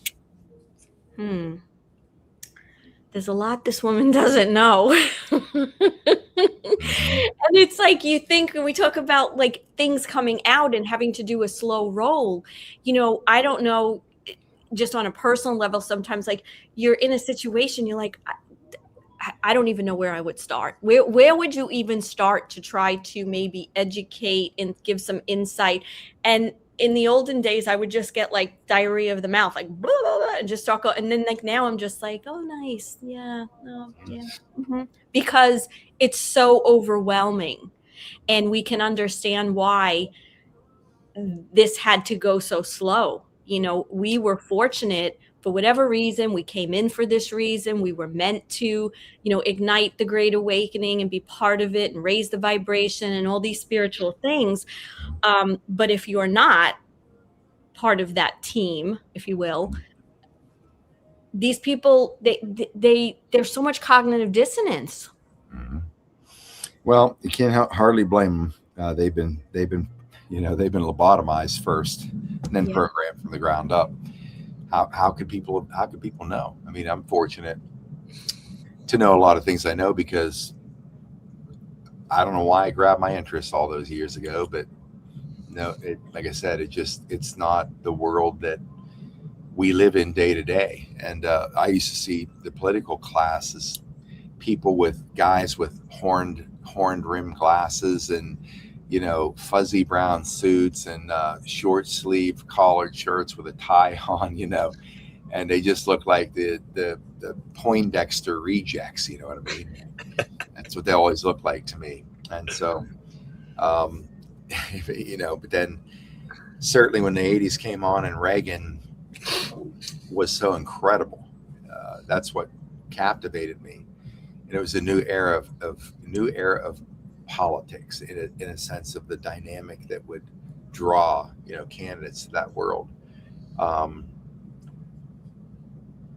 If I look back and reflect on it, it's been an amazing shift in so many ways, good and bad.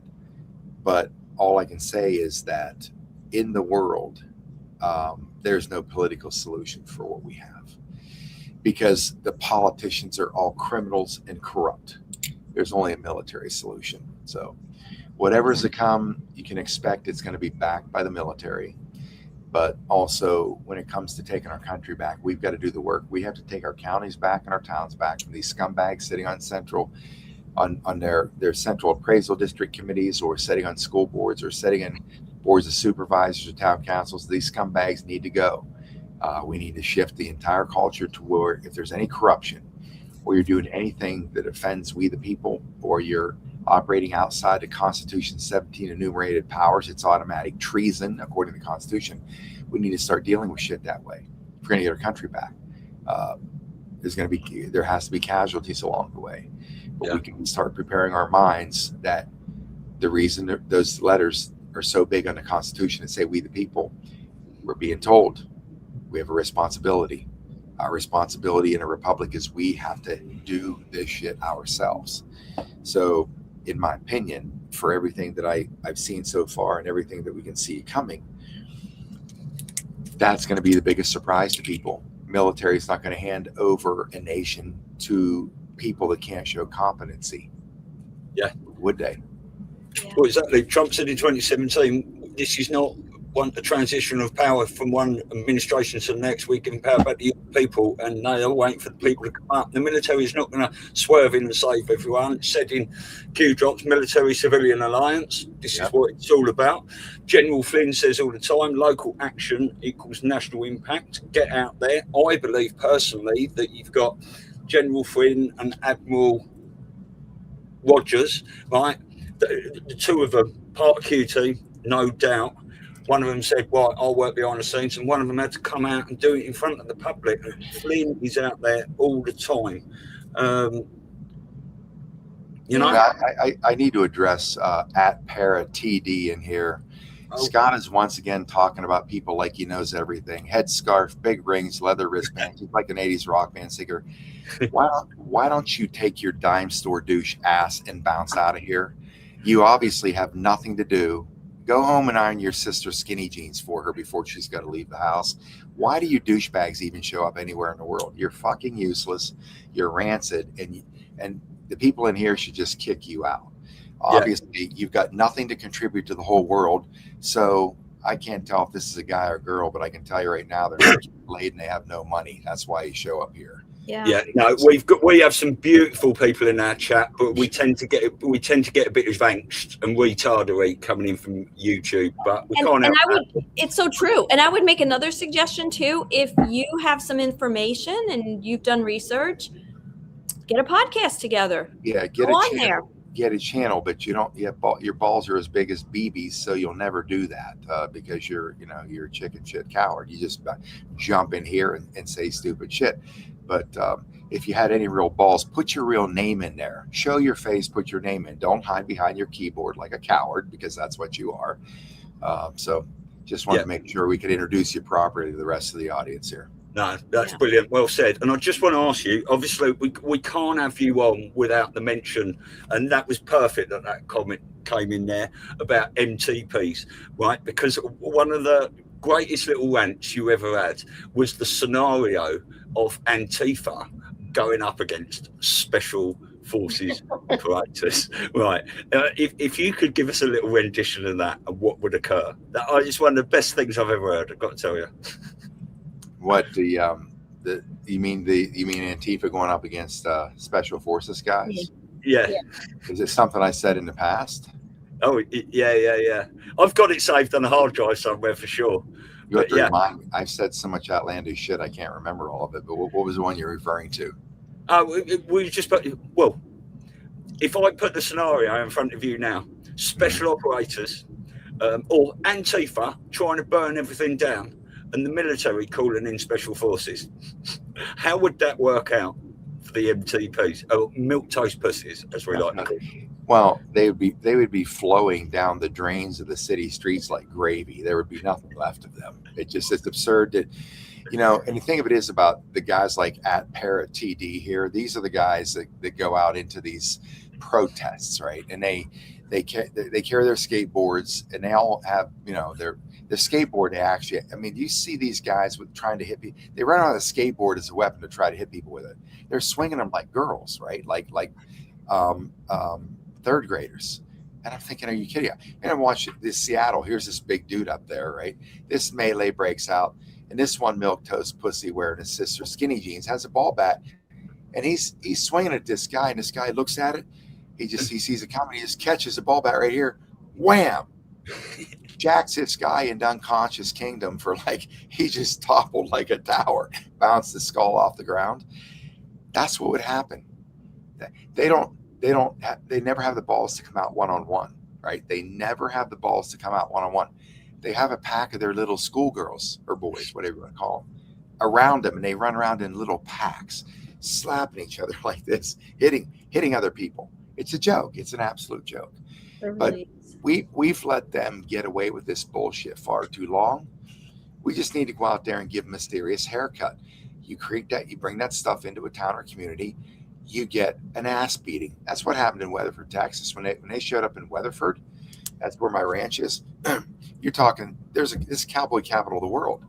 Here comes 2 buses of Antifa, of these MTPs unloading to raise hell. Cop cars everywhere. What happens? Here come the cowboys. They walked right past all the cops and cop cars, went right in there and started putting the boots and putting a beat down on these clowns. They were breaking bones and shit. These people were they were literally climbing on the ground, trying to get away, climbing back onto the bus. And they got back onto the bus, busted up bloody, broken bones and shit, and they got the hell out of there. Do you think they're ever coming back to Weatherford, Texas? I don't think so. That's how shit has to start being handled. Yeah. You're going to do destruction, and you're going to hurt people, burn stuff down. The Patriots, the Cowboys need to come out, start cracking some skulls, putting these people down, and do what is necessary. See, you're talking violence. No shit. What do they bring to you? Violence. What do you beat it with? Twice the force of violence to put an end to it. But they run around doing this stuff, and they've gotten away with it far too long. Yeah, absolutely. Well, their generational agenda of the deep state has, taking away discipline of these people, has created a generation of entitlement that they haven't ever deserved or earned. Yeah. It's like a Bronx Tale when that bunch of motorcycle guys go into the bar and they start messing up the bar. He asks them to leave before they do that. They say, we're just having a few beers. Oh, okay, fine. You're a gentleman. They serve him and they start messing up the bar. And then he goes over and locks the door and says, now you can't leave. That's the way it should be. Beat the crap out of them. At TD comes back, retired paratrooper with 4 combat tours. Sorry if I offended you. You had 4 combat tours. You should be fucking ashamed of yourself. You should be, if that's who you really are, you should be fucking ashamed of yourself. That's all I'll say to you. I don't give a shit how many tours you have done. You're supposed to be fighting the battle with us, not against us. That's a disgrace.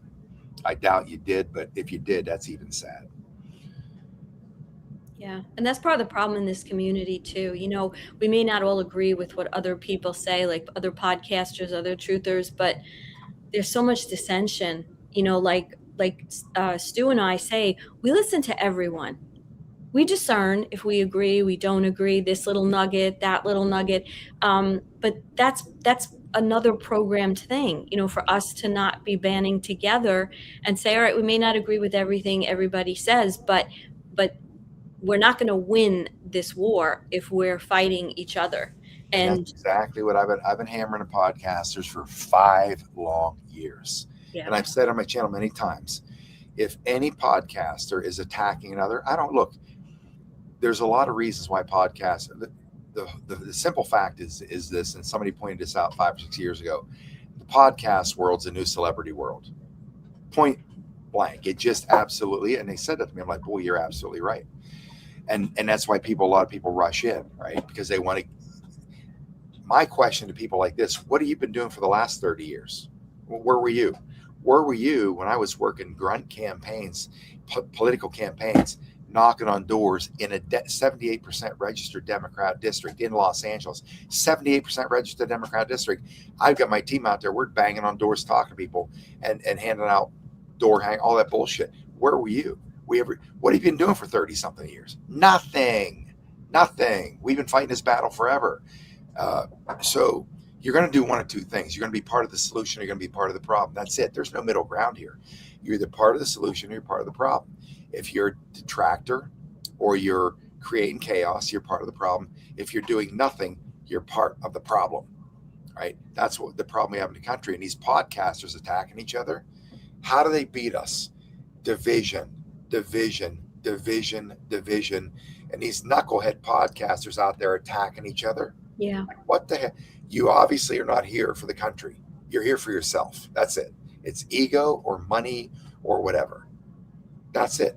How can we possibly have, with what's going on in the world, with what's being done to children, and we're out here fighting it every day. Every day. How can people come in and disrupt that operation? How can podcasters attack each other? I don't get it. I mean, it's so foreign to me. It totally baffles me. Yeah. All it's doing is dragging this shit out longer because you knuckleheads can't unite. You're supporting the satanic realm. Either get in a fight or keep your mouth shut and get the hell out of the way. It's that simple. Did you see that 40-second video that Navy SEAL put out the other day? Which one? Yeah, 40-second. This video here. Let me just play this. It's only 40 seconds. Okay. Don't take any shit off these people. Just don't. Don't let them intimidate you. Don't let them take over your city and do it free. If it's worthy of getting an assault charge, do it.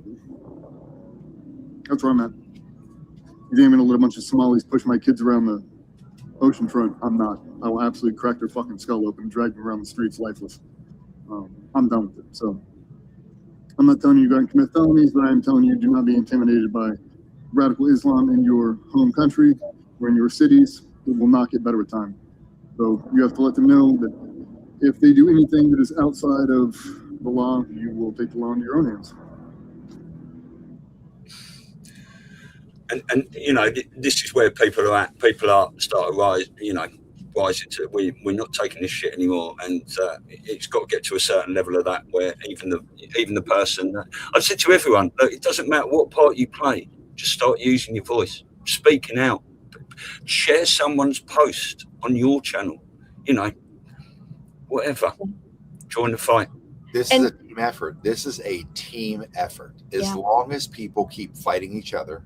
I mean, for me, look, I'm spending millions of my own money. Nobody funds me. I don't take donations. I'm not sponsored.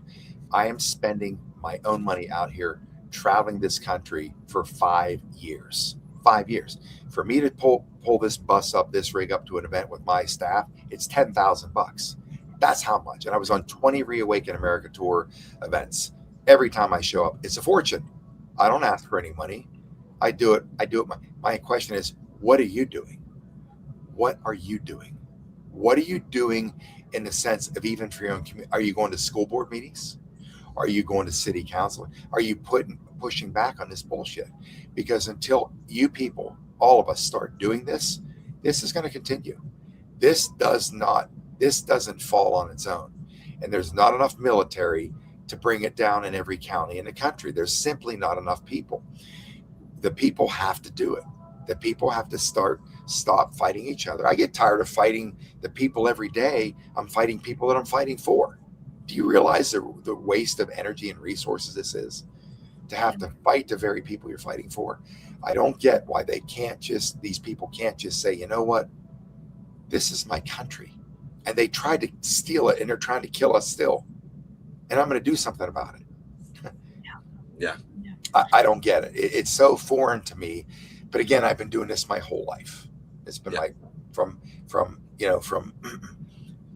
my track into the military, which obviously was taken from me by Dick Cheney, from that day forward. It's been a long time. I don't understand how people just can't say they're murdering 8 million kids a year. We need to unite. We need to unite against this evil. But no, they're still fighting each other. Oh yeah.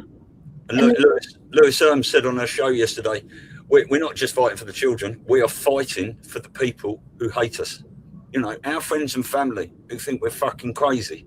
Right? We're fighting for these people. We don't have to do any of this shit. We all go and live on a desert island, couldn't we, and have a holiday in a pina colada. Yeah. Fuck them. Yeah. But we're not, because we know what's at stake. I like the way that guy addressed that city council, whoever he's talking to. It's time to cut the bullshit. Yeah, you come up and you attack my son or child or whatever. Your parents, your son's a bully and he keeps picking on my kid. Fix the problem, or I'm coming to your house and I'm going to knock you out or send you to the fucking dentist. Start being an adult. Start behaving in this country like made it.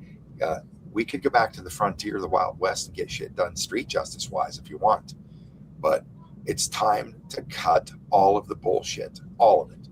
And where there's force, it needs to be met. To meet force meets force, get the job done. We can't do this bullshit anymore. We nearly lost the country, which means we would have lost the whole world. That's how close we were. Yeah. So Absolutely. You know, and that guy was very intimidating, look like, or as some of the liberal women would say, he had toxic masculinity, right? When my daughter was a teenager and she'd go off on these macho men, then she starts dating and she realizes she doesn't want one of those men. She wants a man who's going to open a door, who's going to pay for something.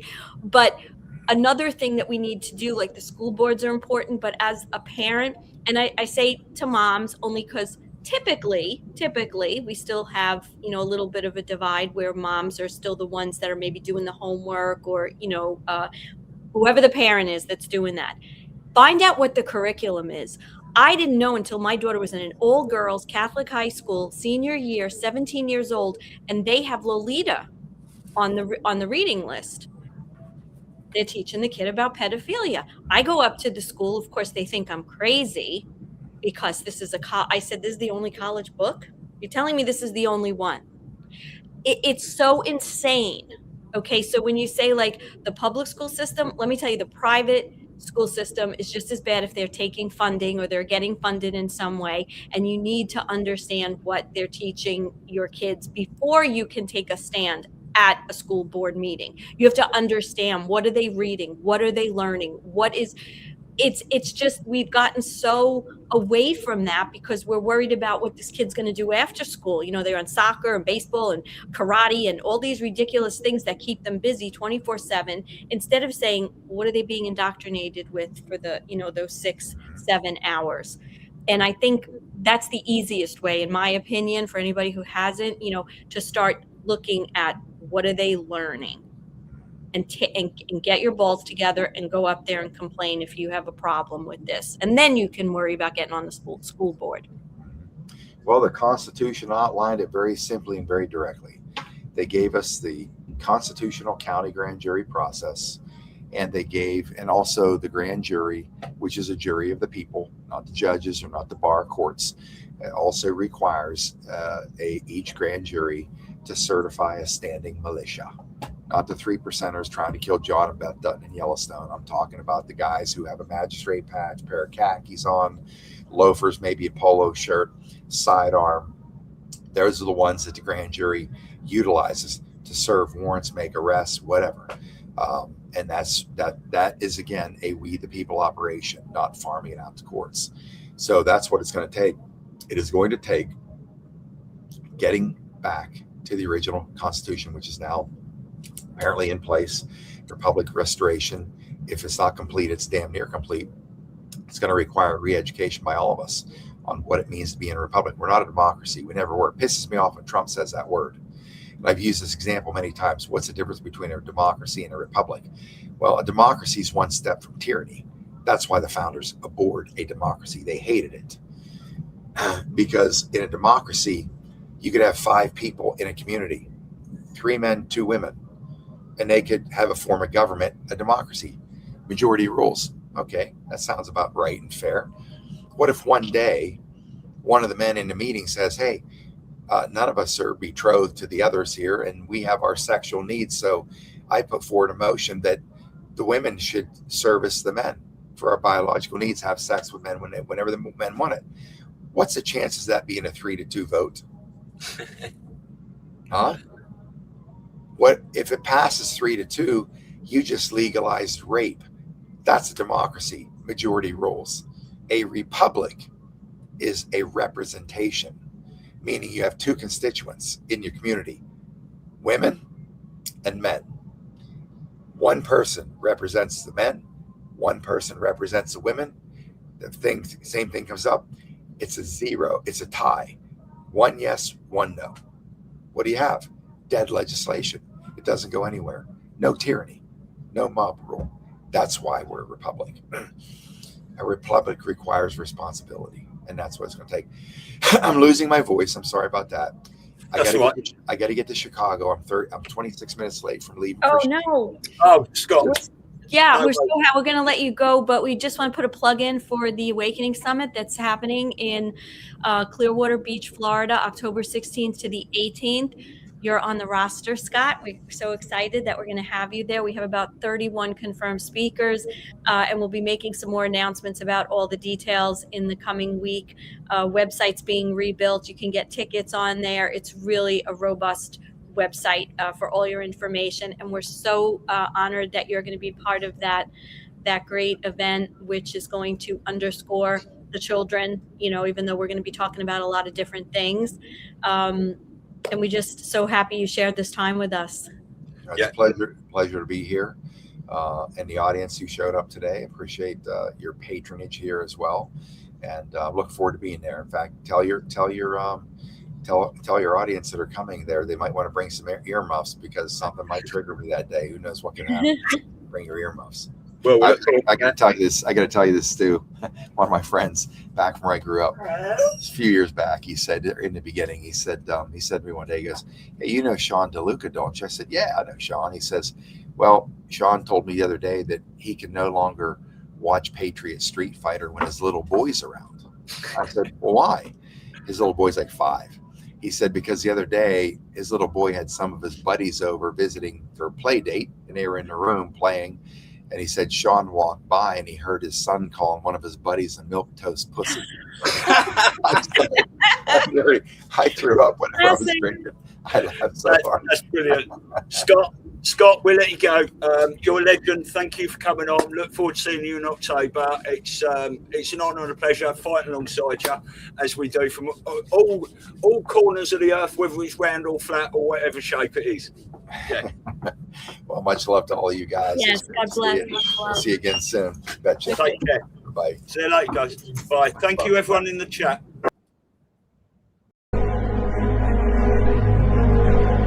Over the course of your life, you will find that things are not always fair.